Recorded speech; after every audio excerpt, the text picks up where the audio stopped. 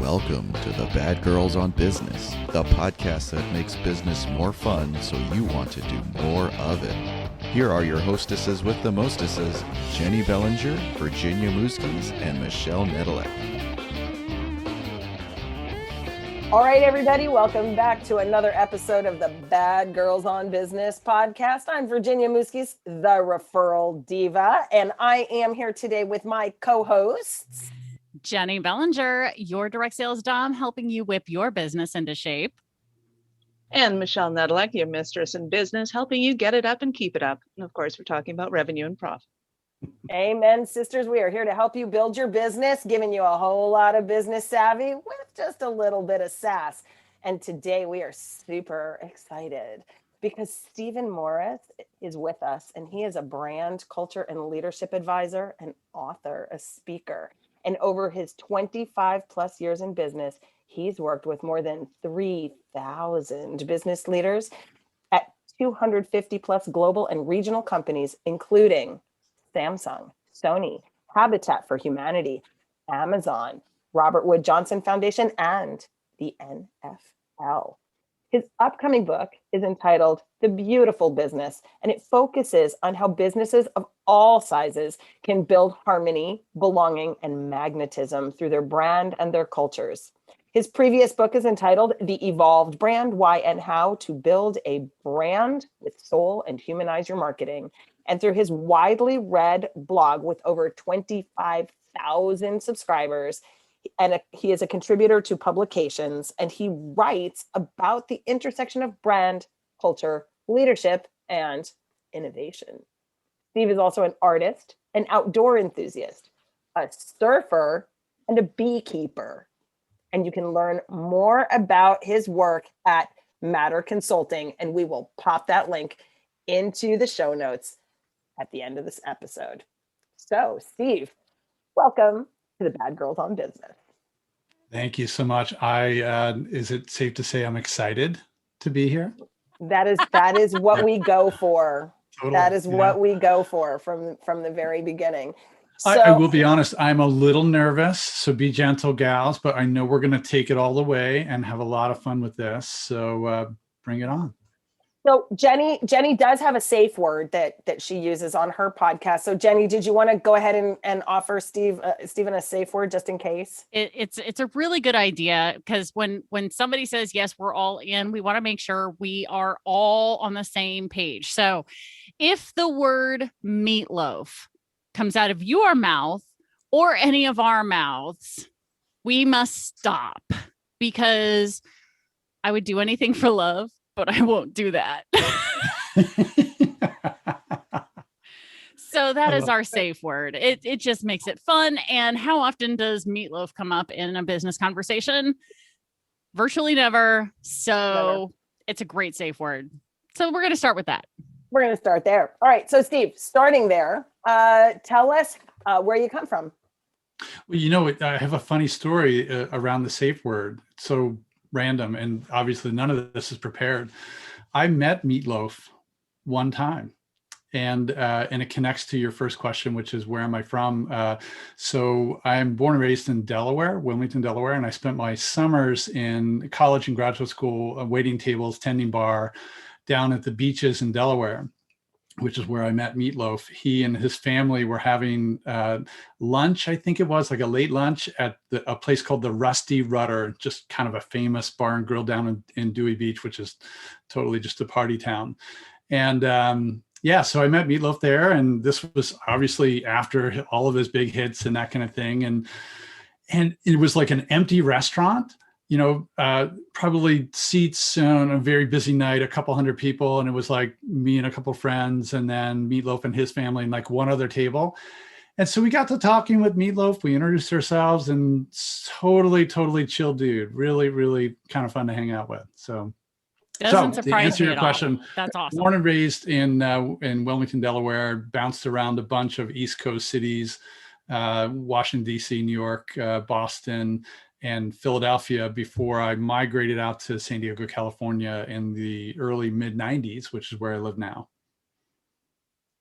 Which is it's so hard to believe, Jenny. Like Stephen Morris has been in San Diego. We've been in San Diego, and like we What the missed heck? our early live in person opportunities, but I'm sure we'll be having them sometime. Yeah, again. I'm sure we'll be back in San Diego at some point again. So we'll have lunch. We'll do lunch then, right? We'll do lunch. Or You something. We'll do Stephen with lunch. It'll be great. I love it. I love it. Nice. Well, you lost me in your intro with you used to work someplace involved wood, but I'm pretty sure that wasn't really about you. So can you give me a little, because I hate to break it to you, but I am a Steve Morris virgin, and I don't know anything about you. So who are you? What do you do? What Who's do the I mystery do? man in the room? Who the hell am I, right? And Yeah. why am I here?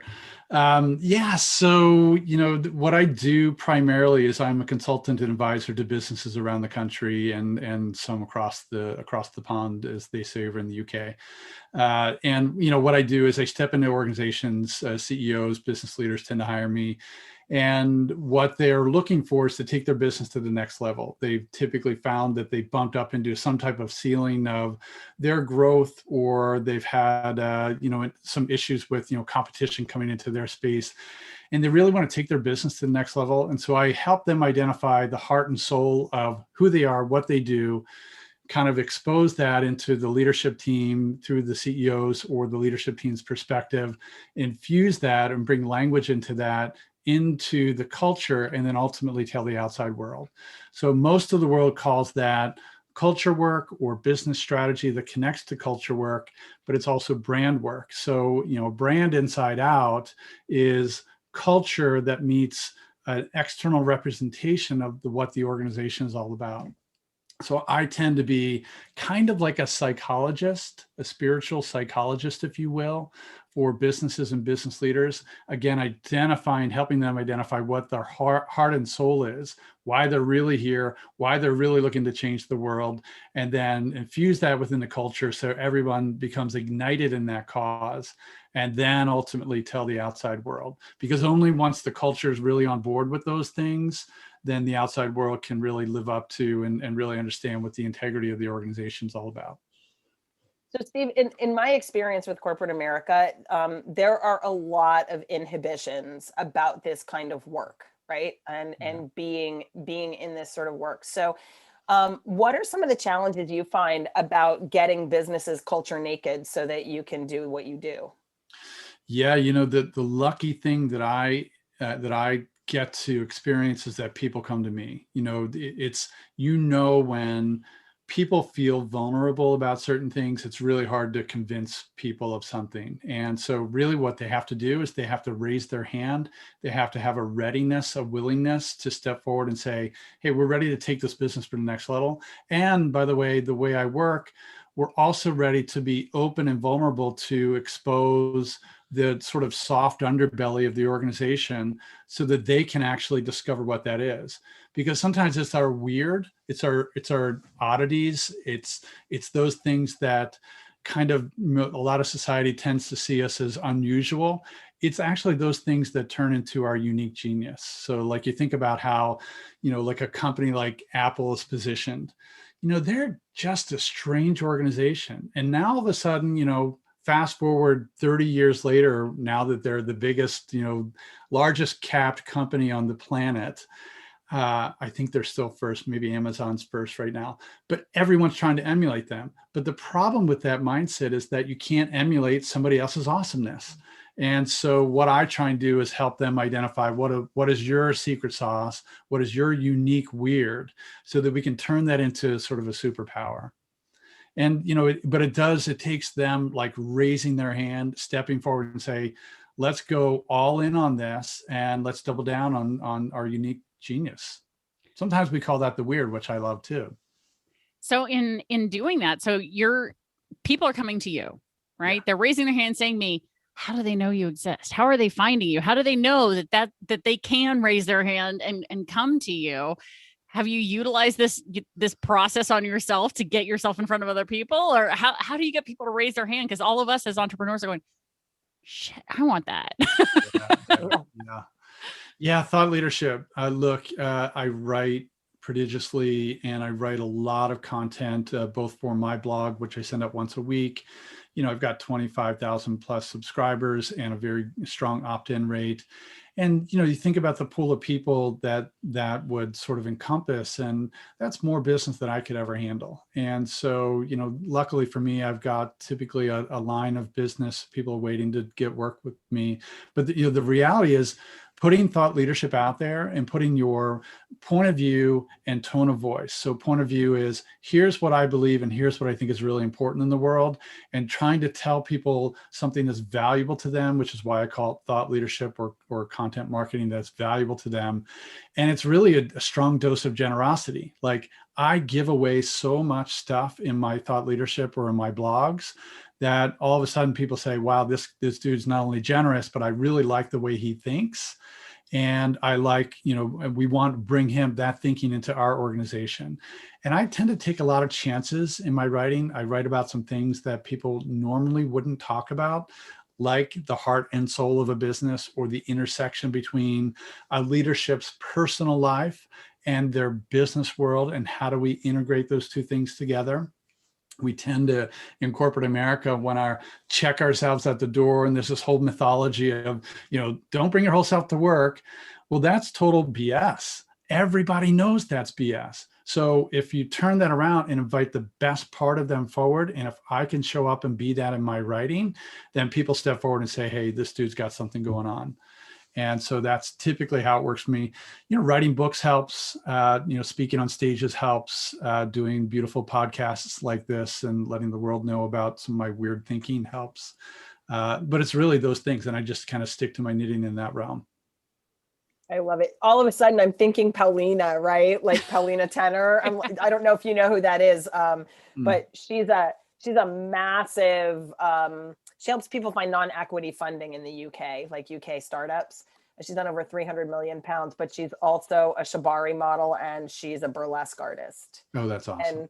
And her whole thing is about living the dark and the light, and then shining the light on the dark and bringing that in. And she said her business, like the integration of the hidden or the obfuscated and bringing that forward, actually increased her business massively because of the uninhibited way that she was showing up as fully and authentically her, which a lot of us are really scared to do, right? I mean, at an entrepreneurial level, I can't even imagine what it's like when you're a business leader and you're supposed to show up like that in front of, your employees of, 100 employees or whatever.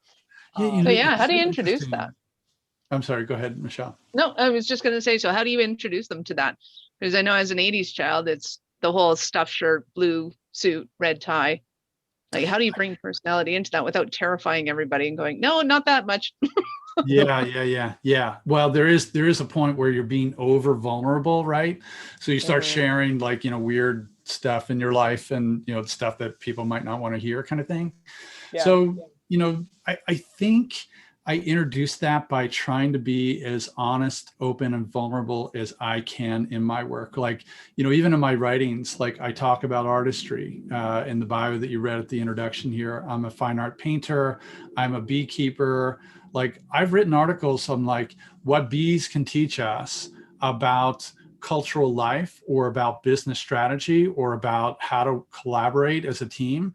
And, it's those kinds of pieces that, like articles, that people are really drawn to. And the more that I show up as my authentic self, and this goes back to Virginia's earlier point, which is, I think people are drawn to people who are truly authentic and vulnerable and show up. And it gives other people permission to kind of do the same thing. So not that I'm modeling that intentionally, but I kind of can't help but be myself in the world right now.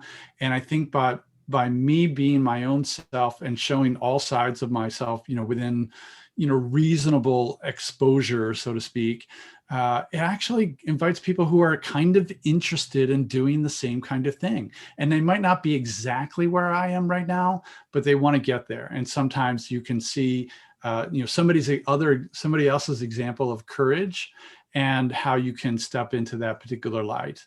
And this gal that you were talking about, I'm sorry, I forget her name. Paulina. Paulina tenor. I Yeah. so it's a very Jungian quality to say, you got to work on the shadow side of yourself in order to be a wholehearted human being, right?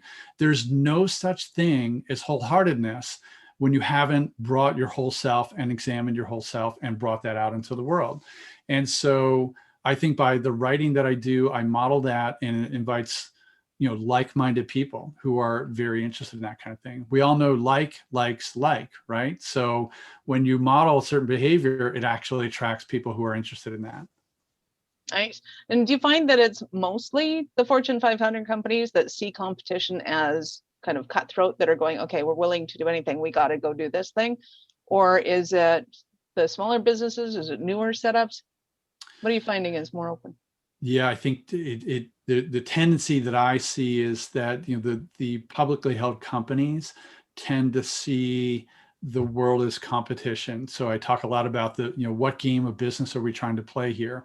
Are we playing the competitive game of business, which sees the entire world as other competition, and we use language and mindsets that says we're out to beat them, we're going to destroy them, and they use military-like language, like we're going to deploy these tactics and we're going to destroy the competition, we're going to kick their ass, kind of thing.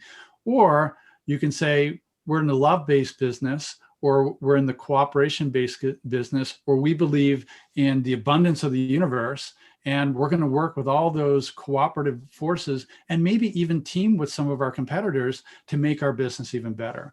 So it tends to be those smaller businesses who have more agile mindsets, who are more open to this kind of thinking.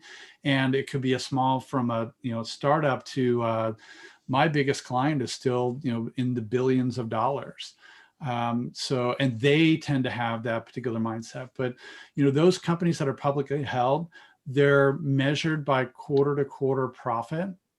So and board of directors and investments tend to drive the motivations for that business rather than the intrinsic motivations of trying to do good. So it is, Michelle, to your point, those bigger companies tend to play a lot more of the competitive game of business versus the cooperative game of business. So what does that conversation look like? Yeah, go ahead. No. No. What does that conversation look like, Michelle? Yeah. How do you warm them up to that idea? It's like, because I'm just seeing all the big CEOs that I've ever, and their shadow sizes. Okay, so I'm into kink, and I'm not bringing that in the office. I'm not bringing my kink to the office. Yeah, start with something smaller. But how do you engage in that conversation and to start to say your business has a heart and soul, and when you find it, you're going to make a ton of money? Yeah. Again, the fortunate position that I find myself in is I don't have to convince people when they come to me for this kind of thing. And honestly, I think it's just a really hard thing to do. You can't convince someone out of their own crazy. And, and I don't mean that necessarily as a knock to them, but it's just their way of being. And I'm not here in the world to convince somebody else that they should do business my way. If it works for them, fine. All day long, they can have that mindset, but I'm not in the business of changing people's minds. I'm in the business of tapping into genius. And if they're not a willing participant in that particular game, then they're just not a fit for me. And I'll probably sniff that out in the first 5 minutes of the conversation and just say thanks, but no thanks. I think maybe like an adjunct to that question before my other question is, okay, so they're coming to you. I think our question is, what is the moment? Like, when you're doing, Michelle's done a lot of personal breakthrough work with people, right? So like, there's a moment when people are like resisting. They do some ayahuasca and suddenly they're not resisting anymore. Like there's like a catalytic moment, which after Friday night, Jenny, I'm not even going to go on an ayahuasca journey. That was so ugly. Anyway, the point is, there's a catalytic moment when something happens that shakes up that central nervous system of the company, and the company can no longer abide by the mentality. Is it like, oh crap, we've lost our competitive edge, shit, the profits are in the tank, we need to do something? Like, what is the catalytic moment when someone says, okay, I'm just gonna get naked and go on a polar bear dive because that's what it's gonna take? Yeah, it's different for different people. I love this question because it's so important.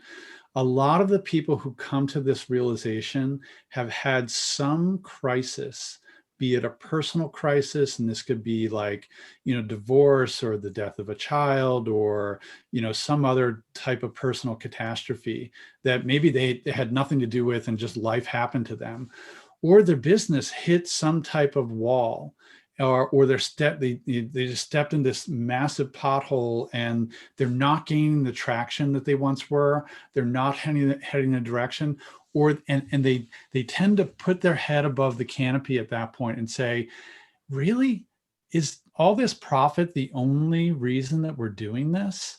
Is it really just to get another set of customers? And what else can we measure? So part of the beautiful thing that we tend to think about is, what else are we measuring in the business that is actually maybe a little less tangible than profit, or goes beyond profit, that actually serves people in the world and makes their lives better? And those people could be employees, or they could be customers, or both. And what are we doing in the business to make sure that we orchestrate that business in such a way that serves the world in some way, shape, or form? And it's those type of conversations that tend to be very cathartic, because then we get into the deep things that says, from the leadership team, it says, well, it's the legacy question. You look back from your deathbed, you're 85 years old, and what have you accomplished in your life? And is this business something you're going to be really proud of? Or is this business just going to be something that you made money off of and got to earn vacation, and then you lived a life that was, striving to, as most of us do in Western culture, to this mythical land called retirement? And it's business leaders have a choice in that, and they tend to wake up to that cathartic choice to say, you know what, this is going to be a legacy business. I want to actually make a dent in the universe, make something that really is valuable and matters to people's lives. And they might not be very far along in that continuum, but all they have to do is ask the question, there's got to be something more. What else is that? And then I can help them discover that, which is part of what I love. Nice. So the question that I was sitting on, it kind of, I don't even remember what you said that catalyzed the thought, but in your experience or your opinion, does private equity piss on culture? Oh, interesting. It can, I think, depending on how we treat private equity and how transparent we are with private equity. It's funny, I had a conversation with somebody yesterday about this, which is, in the scenario where you have a closely held business, and those, let's say it's, I'll throw out an example. This is a hybrid example of more than one company that I work with. So let's say it's a family-run business, and that there's multiple business owners, all sort of like, part of the same family. There might be, brother, sister, cousin kind of thing. And there's 3 owners in the business, and they're all like pulling equity out of the business, and they all want to make profit, right? So then they ask themselves, well, how do we reward our employees so that we can both make profit and take care of them at the same time? And that's a very tricky question. And so a lot of people then start to think about, ESOPs and bonus plans that have to do with private equity, and pulling equity out of the organization, applying it into the culture, and so that rewarding the employees, not just from a financial standpoint, but in other ways too. Because what really employees want is, we know the numbers out there, they're not motivated necessarily by money or by money alone. So lifestyle, contributing to an organization that they feel like is making a difference in the world, having a sense of freedom and control and agency in their lives, having the ability to pick and choose, where you work from, and having an envisionment of what is the career ladder that I'm looking to grow and blossom as an individual within the organization, because we spend so much of our vocational lives at work. And like those things from a reward standpoint, though, that's when we design a very strong culture that connects to the financial side of the business. So as you're talking about this, all I'm seeing is, for the past, I don't know, what is it, 10, 15 years now, one of the top companies to work for, they all talk about whoever the top company to work for is right now are those companies where they allow freedom. The people can come and go as they need. The company provides lifestyle things like we take care of daycare for our family, for our employees so that they can be there with their family, you know, all these things that people want. What do you think holds back all these other companies who are looking at all of these, you know, top rated, you know, companies for employment? You know, what holds them back from going and doing the same thing? It's short-sightedness and greed. I got to be honest, like people tend to think in very short-term wins, and that might be quarter to quarter or just what are the numbers that we're going to hit this year, and they're just focused on profit. Dan Pink's book called Drive really boils down into three key driver things. Autonomy, mastery, and purpose are the biggest employee motivators out there. And any organization, all those things are, by the way, free. They're all free to build into your organization. There's no cost whatsoever except for caring for the people. So it's beyond me, honestly. It baffles me, Jeannie, why more people don't do this. More people don't bake those things within their culture in the way they treat people. All those things are free. It costs them absolutely nothing. It just baffles me that they just pull back from it and they don't think it's important. What if they just don't understand how to? So what would you recommend to somebody? They're going, okay, I love my employees and I want to lay some loving on them. How do I do that appropriately without, jeopardizing their positions? Yeah. All of them. Yeah. So you think about, again, go back to Dan Pink, autonomy, mastery, and purpose, and then we'll talk about purpose first. So, if the organization, if the company has a central purpose for which they work, their driving why, that employees can get behind, that is the central figure that you can build within your organization. And then the second thing is, so once you have a purpose identified, it's baked within the leadership team, it then turns into actionability, and then we turn it into this thing called a vision. So the vision is now, you take the purpose, which is the why statement, and it says, the world begins to look like this as we go about we collectively, the team, all of us go about achieving our purpose. And then we have some North Star to aim towards. And then you're going to say, well, how are we going to do that? Right. So then you build in this thing called core values, which are operation. It's really the operating system to your culture, which is, it's how we work together to achieve the things that we're looking to achieve.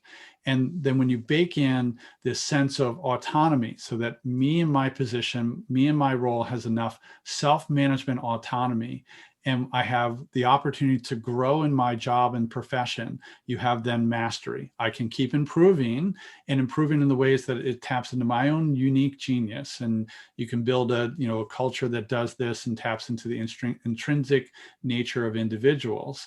And then you attach all of that around this central purpose. So that's a very truncated version to what would be like a year-long cultural program that I would deploy. Nice. And would you say that it's mostly just the mindset of the individuals that are doing it? Because I know in our I'm going to pull a Virginia and I'm going to do some personal coaching here because so I run a digital ad agency and we have employees from all over the world and they all have autonomy. They set their own hours. They're adults. They go take their pee breaks when they want to. And they all know why they're doing what they do. And we take whatever skill set they have that they're good at and that they love to do. And those become their job. And if they want to take on something else, they just have to raise their hand and go, hey, I'd like to try that. And we go, yep, let's go train. But then there happens when the shit show happens, all hell breaks loose. Somebody steals my internet and I'm like, I need somebody here now. Damn it. I am out of control and I don't like this feeling anymore. And they all kind of go, do we talk to her now? So for somebody like me going, yeah, but when I want it, my control is my control. How do you answer or how do you deal with those kind of people? Tell me a little bit more about that situation. Cause I want to, let's play with this a little bit. I'm going to go there. Nice. So, let's take Monday, because Monday morning tends to be a shit show. Entrepreneurs like to think about their life on the weekend and go, okay, I need 27 things done now because it's Monday and you need to get it done. And by the way, our system's all broke. So now I need to prioritize, okay, who's who really is an emergency and who just thinks that they're an emergency, and how do I get the resources available to them that they need now. So we might have somebody say that's really good at websites. Somebody's site crashed, nobody knows why, the company insists that it's up, but the website's not up. I need that person on the job, and I need them now. Yeah. So, okay. So the way you've articulated that is very interesting. So you talked about people problems.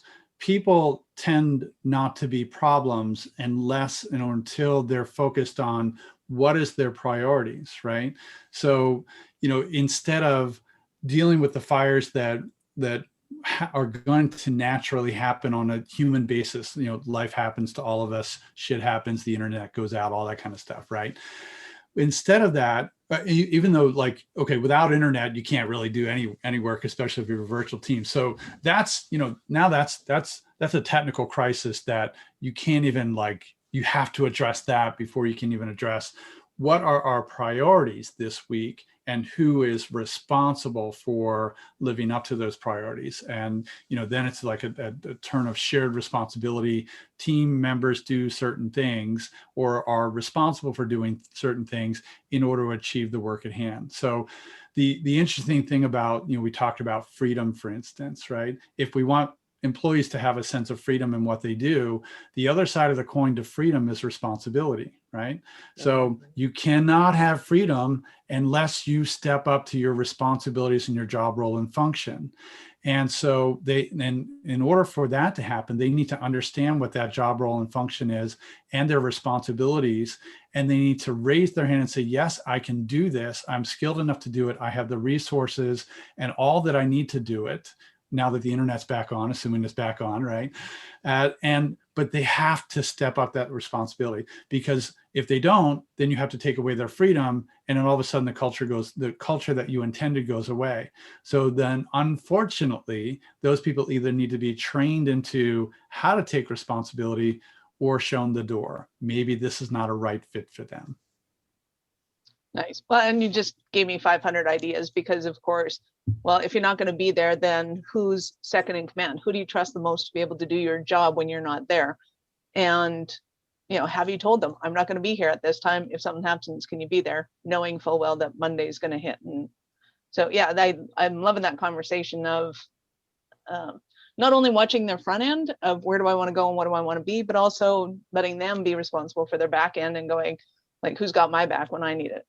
Yeah, I'll give you one other little tool that I use, and this is it's kind of a benchmarking system that I use both from an individual and a team level, and it's appetite, capacity, and skill set. It's a 3-marker system for determining whether or not someone is going to or be able to do the work at hand. So we'll break it down real quick. Appetite. What is their passion? What is their hunger? What is their desire to do the work at hand? Are they aligned with it, or are they not aligned with it? Or to what degree are they aligned with it? Capacity. Do they have the resources, the time, energy, bandwidth to actually do the work at hand? And have we provided that for them?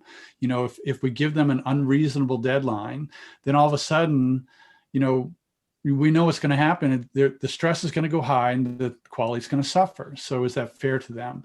So we have to make sure that capacity level is really taken care of, and it's really all about resources. And then skill set is, do they have the skills to actually do the work at the level of quality that we're actually asking them to do it and we're delivering for a client expectation? And so once all those 3 things are in place, and that's a constant, pulling of the gauges and checking. And when I work with teams and cultures, I'm looking at that at the individual level, and I'm looking at that on the team level. And that might be the organization wide, or you might have, like in your world, Michelle, you might have, a full stack development team. And, that team is, the back end project team that was working on project XYZ. Do they have the appetite, capacity, and skill set to do the things at hand within whatever the confines of that are? So you can look at it again on the individual level, you can look at it on the team or group level, and then organization wide.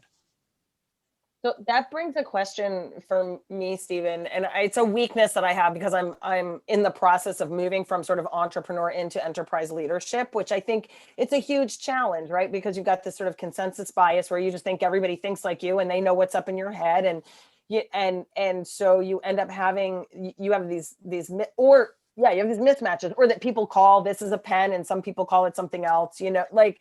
So you have these mismatches. So I'm curious about when you talk about having people problems, people are the solution to the problems, and then often the problem is with the process, or the problem is with the education or the system or whatever. I know. Do you see process and then culture, or do you see take your culture and then translate that into process so that employees have the wherewithal to solve problems on their own and show that level of responsibility and independence? Or is it simultaneous? Like, how does that really work? Yeah, it's such a great question. And we're getting into the weeds here, but I love it. So Love me some weed. Yeah. So the way I think about process, or, really just in layman terms, how do we get the work done that needs to get done, right? And so every organization, especially if it's more than a team of one, even if it is a team of one, you still need a freaking process to get it done, right? Good thing. And so you have to understand what that process is. And sometimes the process defines the culture, and sometimes the culture defines the process. So here's what I mean by that. If I'm working with an organization and we're doing a culture evolution program, some of the things I'm going to be looking at first is what are the psychological challenges at hand within this particular culture, so that they can, if they're at their best, be at their best, actually perform at their best. So stuff that might be included, and I'll just give you a couple indicators, this won't be surprising to most people, is that trust might be an issue on team members, amongst teams. So, identifiers for trust would be gossip, backstabbing, or, undermining other people's perspective, opinion, lack of respect. And when trust is not in place, then you don't have the opportunity to challenge one another in innovative thinking. You don't have the opportunity to hold each other accountable for the work that's been done within the process that we've designed. You don't have the opportunity to really identify and hold each other accountable for the outcomes for the work at hand, and a whole slew of other things, right? So psychological safety has to be in place before we even think about those things. That's a culture-wide thing. And I would say if we're working on culture, we have to take care of that piece first. Once that piece is taken care of, and we can ensure that there's a certain level of trustability or strong psychological safety amongst the team, then we can overlay process into that. And then we might think about, well, as the way I would tend to dissect those things is when we're at our best, and I would look at small teams first, when we're at our best, performing at our best, thinking on our best, and collaborating at our best, and actually creating the outcomes at our very best, what does that process optimally look like? Capture, bottle that, and then take it from team to team to team if there's multiple teams. Like one organization I work with is a New York-based company. They have, a couple hundred employees all across the globe, like 10 different time zones. So we've had to work starting with the leadership team in both psychological safety and trust, and then processes of how they communicate things out into the world, and then evangelize that through smaller groups, and then ultimately company-wide. But it's got to go from the leadership level first down to the managerial level, because if the managers don't get it and don't operate with those things in place, and they don't have psychological safety, then the whole rest of the troops are not going to get it. So I would tend to work on culture first, and then process second, and refine process based on when we're at our best from a cultural standpoint, how are we performing, and what is that? How do we capture, bottle that, and then repeat it? Does that answer your question? Does that help? Yeah, it does. Nice. And how do you translate that to the client then? So say hypothetically, I go, wow, I totally get this. When our team is functioning at their best, things are done weeks ahead of time. We're planning. We've got time to massage the idea, ask each other, how's this, how's that? When we're not at our best is when it's a shit show and everybody's changing their mind and they've got new things going on and things are breaking in. Yeah. I go, okay, so I'm going to go to the ideal, which seems kind of obvious, and then make my process from there. How do we then translate to that client and go, okay, this whole changing your mind 35 times in 3 hours is not going to cut it. And we're going to stick with the first thing you said. And your system's broken. We don't care because that's what you said you wanted in the first place. Yeah. How do you? Yeah, that's you're talking about the agency world, in the world of professional services, and yeah, boundaries are some of the most loving things you can do to anybody. Mm-hmm. Period. Right, and that includes clients, right? Bound. I What is just, it? I just want you to know, Stephen, this entire conversation is about me. I just wanted to put. Yeah, I'll say it again. Boundaries are the most loving thing you can do for anyone, including yourself. I think, setting up boundaries for clients, and here's what is and is not permitted in terms of change orders and things like that. And letting them know that, okay, it's fine to change your mind, but know that that's going to affect time frame, cost, and probably end result. Nice. So I get to bind my clients is what you're telling me. Exactly. Yeah. Yes, please, Put Michelle. Put them in a little Please. cage, a loving Please. cage. With a little swing. I'll send you the rope. Totally. Yeah. Just make it pretty, okay? Yeah. You get pink rope. Pink rope. There you Jenny, go. I know you had a quick question. I do. So as you've been talking about all of this, we're all sitting here imagining these wonderful, awesome, amazing, and dare I say, beautiful businesses. So tell us about a beautiful business, Stephen. Yeah. Yeah. So there's, I'll talk about it. Well, I'll talk about it from two perspectives. Sure. We all know Patagonia, right? So Patagonia is just a brand I freaking adore. They march to their own beat. Now, it is worth saying that they're privately held. Yvon Chouinard owns, I think, still 100% of that company. He'll never sell it. So he gets to call the shots. He gets to define the culture. He gets to define how they make the products that they make. He gets to define what the team is even made up of. So they're a beautiful business because they stand for something that makes the planet better. They still produce products, but they do so very socially responsible and environmentally responsible. And they have an amazing culture. Like, I know people that work there, they love the freedom of Let My People Go Surfing. It's a great book if people want to study it up on how to build an amazing culture. Yvon Chouinard's book of Let My People Go Surfing is all about the Patagonia culture. So there's one. So, and I haven't worked with Patagonia, so I can't claim any responsibility for that, what the beautiful business that they are. So there's another one that a company that I work with is called H.G. Fenton. They're a real estate company based here in San Diego, but they have offices across the country and, several hundred employees. They have a residential side to their business, which is primarily, communities and properties within communities and things like that. They have a commercial side to their business, and they just have an amazing culture, which, and love is at the core of everything that they do.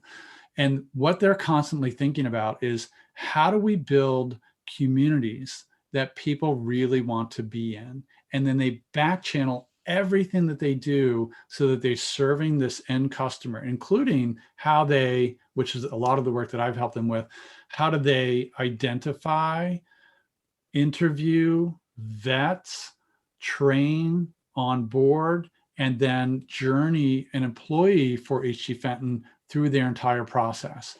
And, I've helped them with core values and redesigning their corporate headquarters and all kinds of things. They're amazing. And so you think about a company in real estate, how could they be beautiful? They're beautiful because they truly do care about the residential communities that they're either building, creating, or managing. And they truly care about the family environment. And by the way, they've been around for 110 years. They're a family-owned company. The family doesn't run the business anymore. The CEO is the first CEO. He's been with them for 30 years, but I think he took over the CEO position back in the late 90s that I get to work with all the time. He's the first non-family member to be CEO of this organization. And again, the company name is H.G. Fenton. You can look them up, and they're just an amazing company. I just love working with them. Very cool. And so the reason I bring this up is, it's my understanding your book coming up is a beautiful business. So talking about a beautiful business, tell us what got you to write this book. Yeah, it's so funny. It was my previous book called The Evolved Brand. It was a small chapter in that book. A very good friend of mine who's a well-known author, she and I collaborate with one another. And I was showing her early galleys of my previous book, and she said, "Tell me more about this thing called The Beautiful Business." And I said, Denise, I think it's about this, and this, but honestly, it's kind of a new idea. And this was back in 2017 that I was beginning to think about that. And so I kept that portion within the Evolved Brand book, and I kept thinking about what does it mean to actually live a wholehearted life as a CEO, having been a CEO and sold a company and having worked with hundreds of CEOs. What does it mean to live a wholehearted life?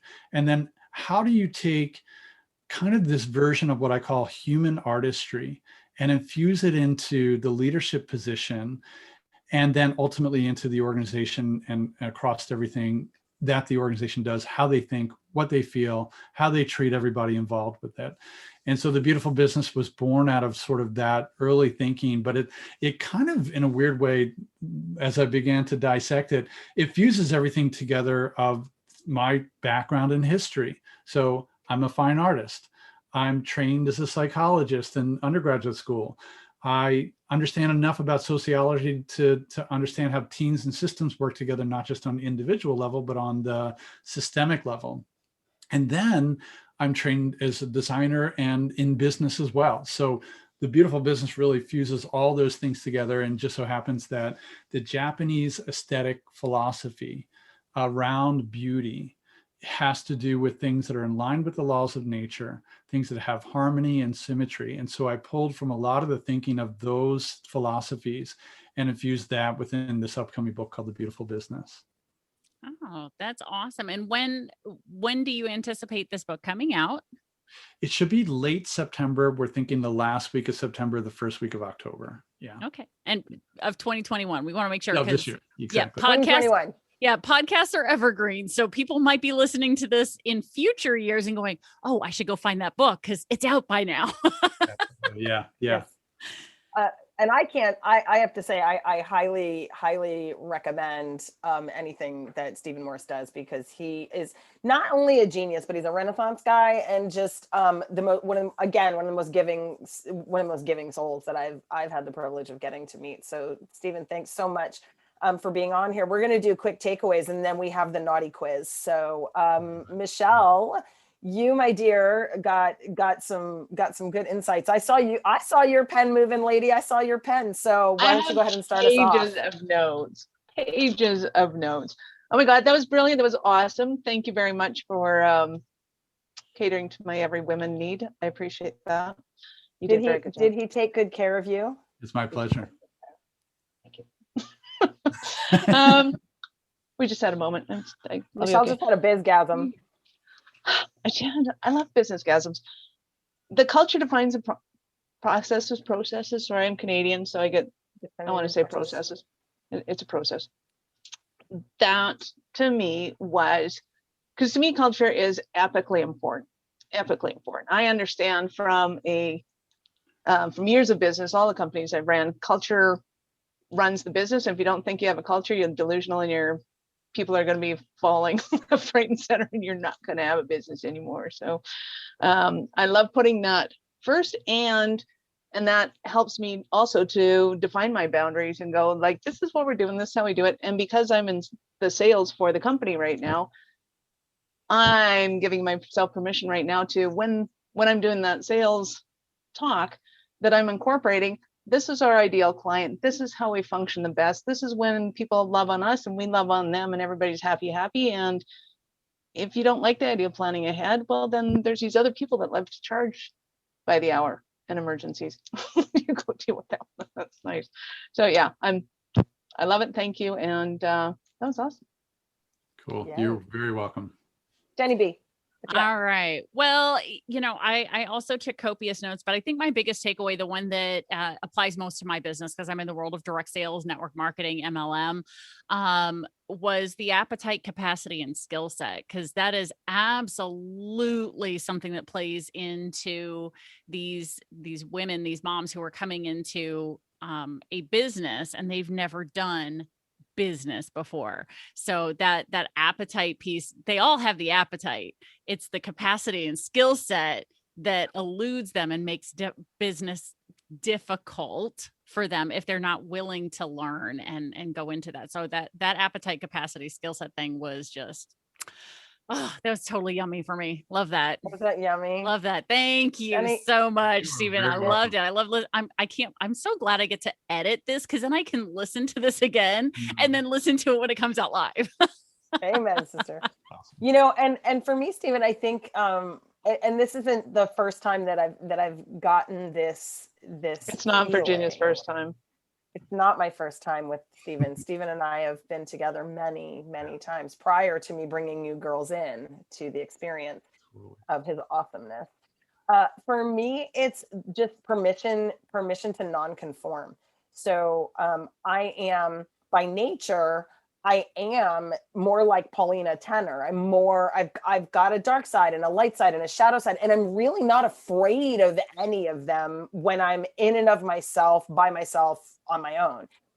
But the challenge of plugging into places like plugging into corporate or plugging into the academic setting or plugging in, to a franchise setting, or when you're plugging into settings that require conformity, you start to doubt whether being whole is gonna work, right? And so I think it's why I'm so drawn to entrepreneurship, because of permission to be naughty and permission to be dark and light and shadow, and as I say, fearfully and wonderfully made, and also batshit crazy, and let that be that be the brand, right? And so let that be your brand, right? I think is really, really quite hot.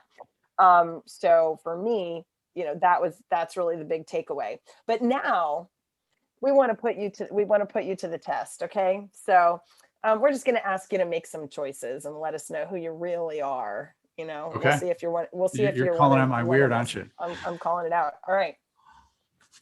Context. So I'll give you the context and then the choice. Context: marketing, domination, or seduction. Seduction all day long. Hell yeah. Mhm. Yeah. Make Networking. an invitation. Invite them in. Got it. Networking: exhibitionist or voyeur. Huh. I'm a little bit of an exhibitionist, I think. It's fine. Yeah, it's such a great question. I never really thought about it that way. Yeah, I actually don't mind talking about here's who I am. Show it all. We got him titillated on that question, ladies. Yeah. That was pretty good. I love it. All right. Ready? Leadership: gentleman dom, power sub. Oh, power sub. I am always reading the situation and responding to it. So I guess I could go either way. I think it depends on the moment and the people and where. Yeah, so it's circumstantial. It's a horrible answer, I know. I have to say, I think the girls and I, if we had to put up a vote, we would all vote for power sub on this one basis. And that was your comment about boundaries, because it is the submissive that sets all the boundaries and the dom plays inside the boundaries, right? Oh yeah. Yeah. So it's on my terms. It is. Yeah. So yeah. Yeah. And most people don't realize that, right? And Paulina talks about being an entrepreneur and being a founder as being a power sub, because it is up to the founder to set the boundaries about where things start and end and what life is like. So we think when it comes to leadership, you're probably a power sub. I think you're right. Yeah. Team: married, employee, mistress, outsource. Married or mistress? Oh, I'm a mistress.